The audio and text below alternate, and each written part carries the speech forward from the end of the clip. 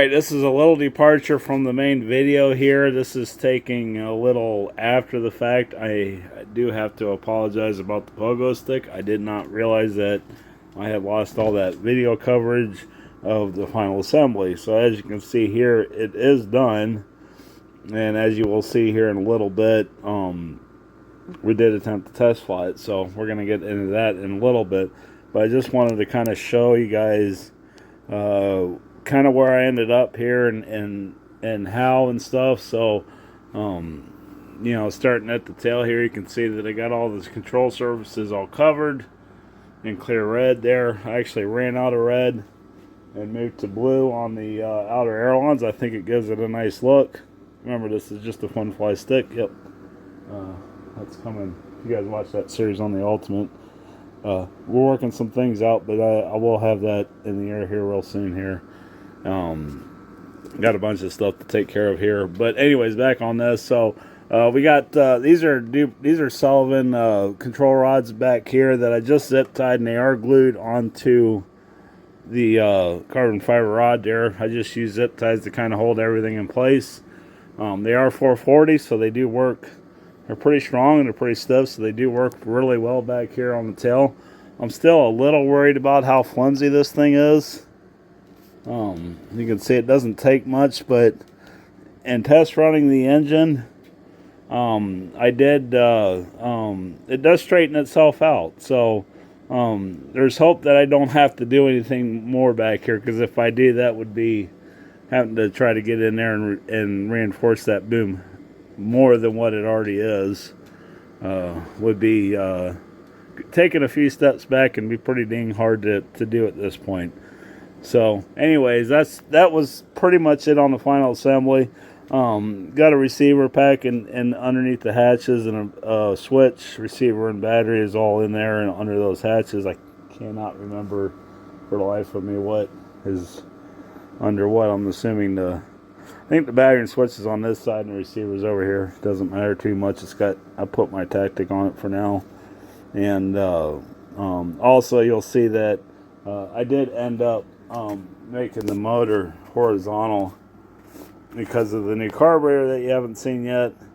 But that'll be in this upcoming video coming up here in a little bit on some of the problems I think that I arose. So like I said, the video that's in the middle here, that was taken about a month ago, and then this is just kind of add on. So what I'm going to do is I'm going to show you guys. I'm going to go to that video now. Here, let me turn the camera around here real quick. Now that's lighting is terrible right there. There we go. So I'm going to show you guys the original video here of what this video is going to be all about, and then at the end of the video you will see the test hop, I'm going to call it, and we're going to dig into that a little bit. I'm going to bring it up on my computer here, and we're going to take it frame by frame, just so we can, you know, hopefully it turns out all right, and so that hopefully we can learn. You can see some of the video there of it out in the field. So anyways, enjoy this part of it, and then we'll get into doing this guy here. So anyways, we'll bring it back here in a minute. Well, this is going to be just a short little update on the giant POGO stick, if you read the title there. I haven't forgot about it. It's just been a long time coming. As you can see, the engine is not on it. I tried to run it, and while it fired, it wouldn't draw fuel. So I tried and tried and tried to find parts for this Del Toro carb, and I just couldn't do it. And then so I went to a small engine shop and found what looked like a close match for a carburetor for a small gas engine, because that's, you know, that's what it's like. There she is right there. Everything's shot in here. I mean, the diaphragm's hard and it wouldn't draw fuel. I mean, it's cracking and everything.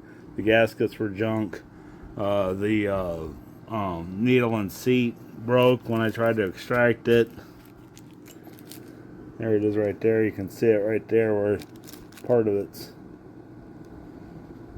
So anyways, what I ended up doing is none of that stuff worked.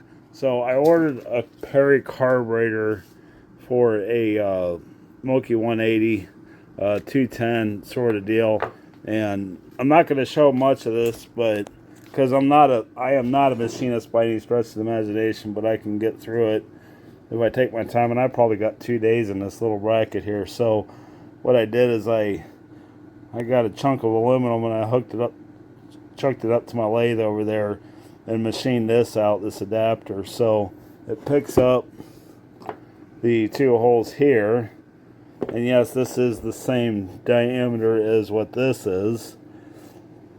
And then I used the drill bit and I drilled center drilled the hole, kinda. My lathe isn't very good, and then bored it out. It took me 2 attempts to make this. I started with a neck, and that didn't work.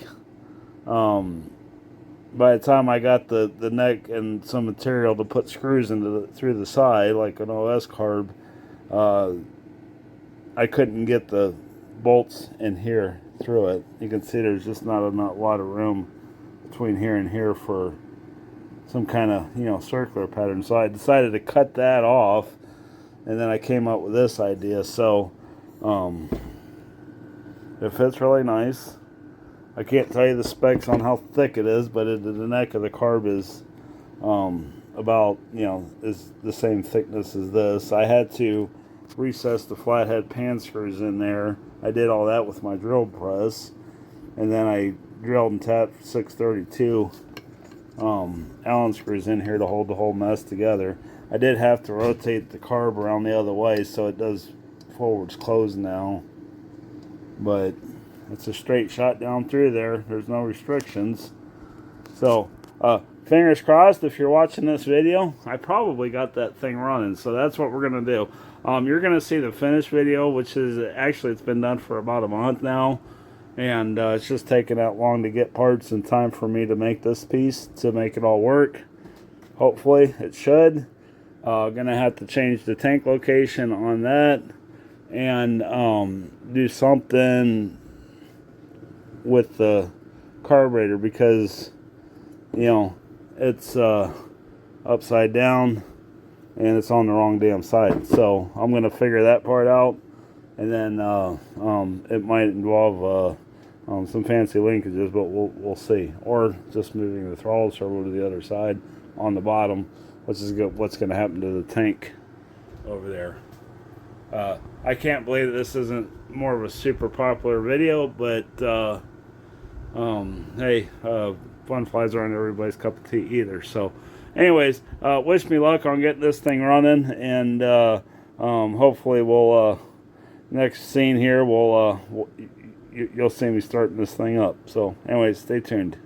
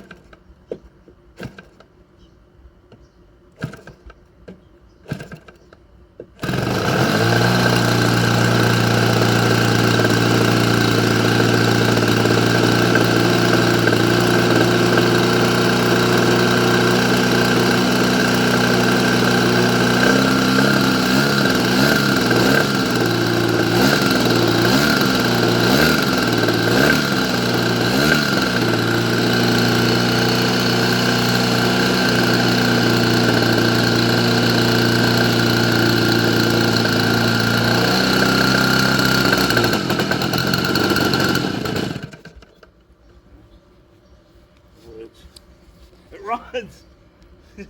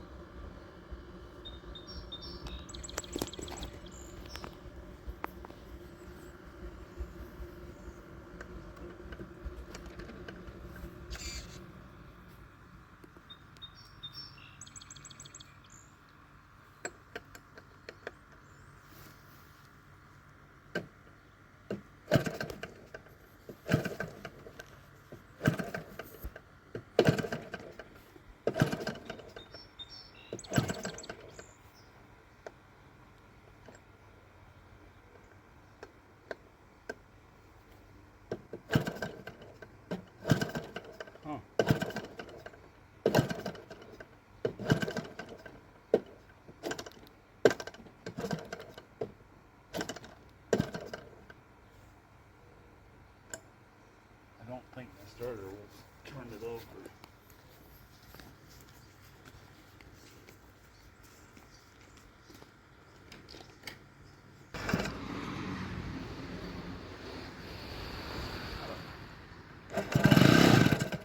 Well, that's low compression.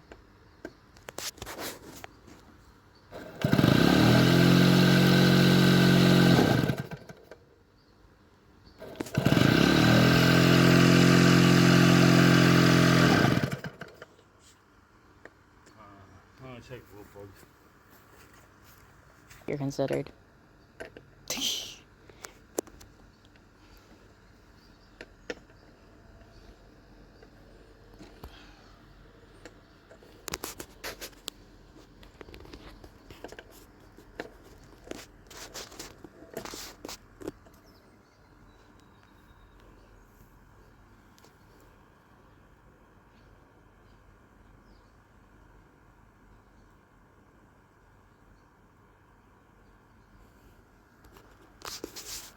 Shot.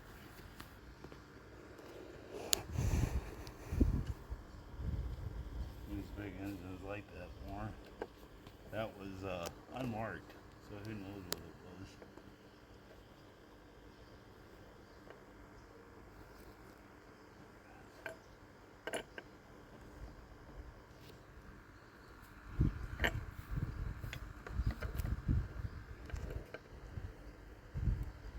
Ready? Mm-hmm.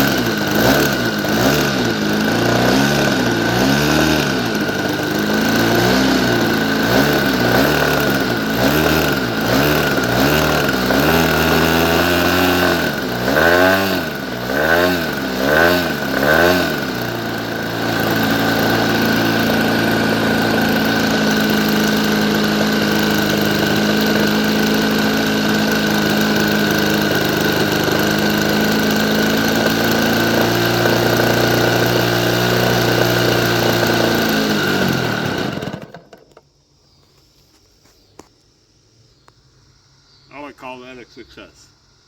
Okay, that's it.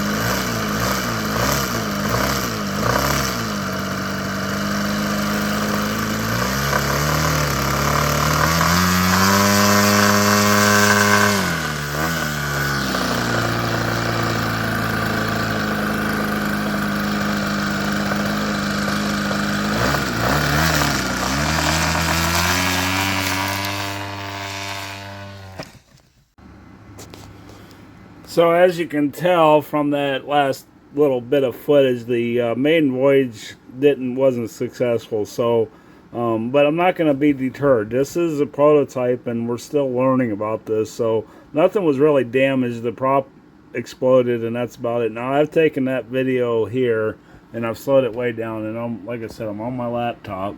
So, and I've cut the noise out of it. And you can see here, this is where I'm starting to take off. And I mean, just look at the tail, how bad. And that's my biggest concern, is that, look at the tail, it's just rocking back and forth and everything. You can see I'm starting to put some rudder deflection and maybe a little bit of elevator at this point. And at this point, I was just like, after trying a few times, I was, I got it paused here. I was just getting frustrated with it, and I'm like, you know, it's either do or die time, and it's either going to fly or it's not. Now, if you notice out here in my field, I got some of the terrain out here. I got a road, a little high-level road that goes right in here, and we end up right over there. So, what I'm trying to do here, we'll press play again. So there she goes. She's coming up right about there. Now, the tail's starting to rise up a little bit.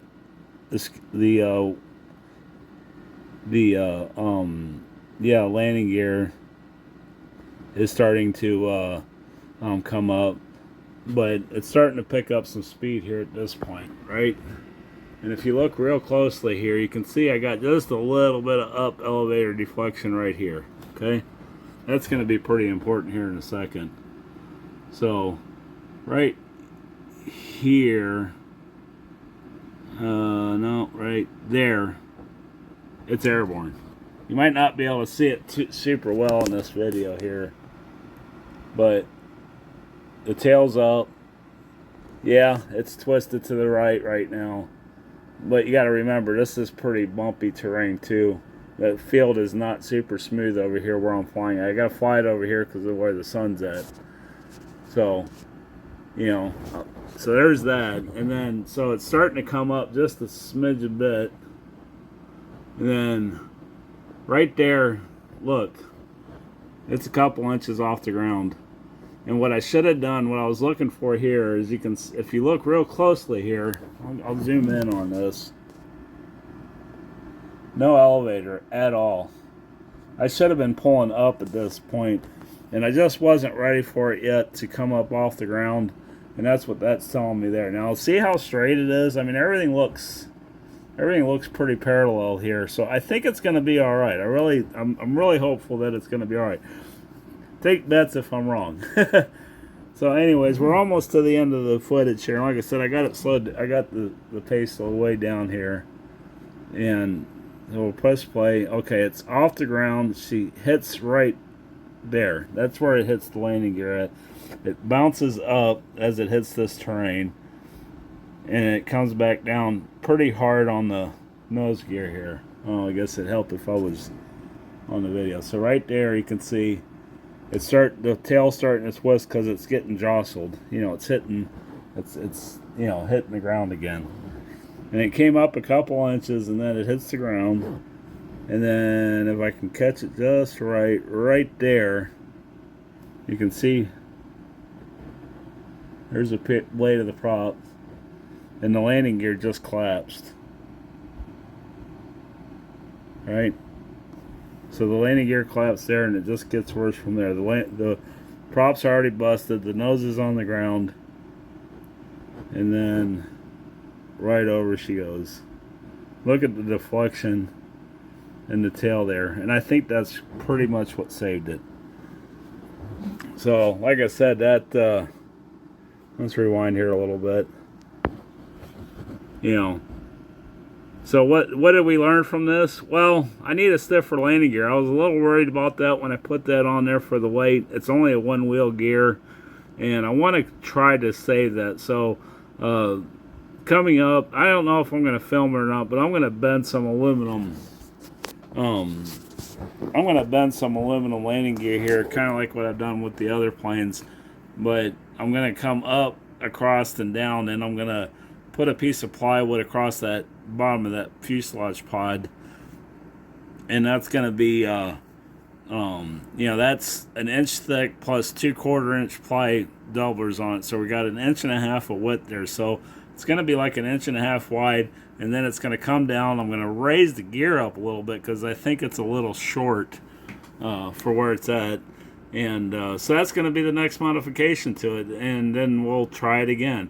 We'll keep trying it until it either flies or it hits the ground and there ain't nothing left of it. So that's my promise. So anyways, I hope you enjoyed this video, and again, thank you for all the new subscribers and stuff. You guys are awesome. You really give me the what's the word I'm looking for?